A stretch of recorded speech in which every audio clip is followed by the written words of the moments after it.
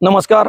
मी नवनाथ जाधवर, शेतकरी संघटना जिल्हा अध्यक्ष धाराशिव, तसेच राज्य युवक अध्यक्ष महाराष्ट्र राज्य.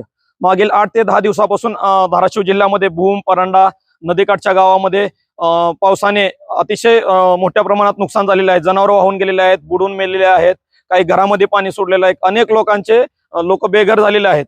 घरामध्ये पाणी शिरून त्यांचं अतोनात नुकसान झालेलं आहे.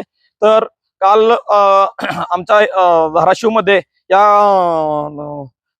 तुळजापूर येथे सांस्कृतिक कार्यक्रमामध्ये धाराशिव जिल्ह्याचे पालक जसे की जिल्हाधिकारी म्हणतो त्यांनी टाळ्या वाजवून तिथं डान्स केलेला आहे.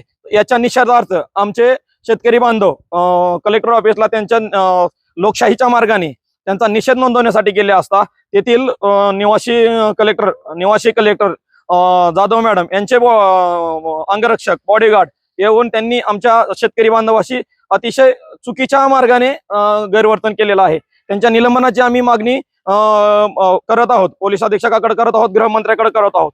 आम्हाला गृहमंत्र्याकडून अपेक्षा पण नाही आणि मुख्यमंत्र्याकडून पण अपेक्षा नाही. त्यांचा दौरा शेजारच्या औसा तालुक्यामध्ये असताना एक सर्वसामान्य शेतकरी ओला दुष्काळ जाहीर करा असं मागणी करत असताना स्वतः राज्याचे मुख्यमंत्री गृहमंत्रीच म्हणतात तुम्ही राजकारण करताय.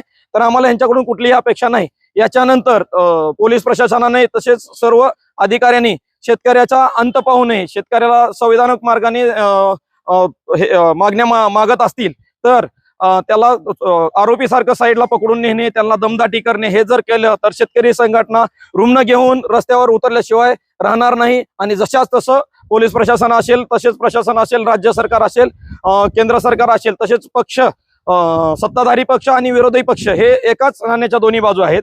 आम्हाला कुणाकडूनही अपेक्षा नाही. तर मी विनंती करतो सर्व तरुण शेतकरी बांधवांनी एकत्र येऊन आपल्या आईबाप मरतोय तर या आईबापाच्या मरणाची वाट न बघता जेवढे शेतकरी बांधव माझे मेलेले आहेत जिल्ह्यात ते याची अनेक संख्या वाढू नये याच्यासाठी मी सर्वांना विनंती करतो. आपण सोमवारी जिल्हाधिकारी कार्यालयासमोर धरणे आंदोलन करत आहोत.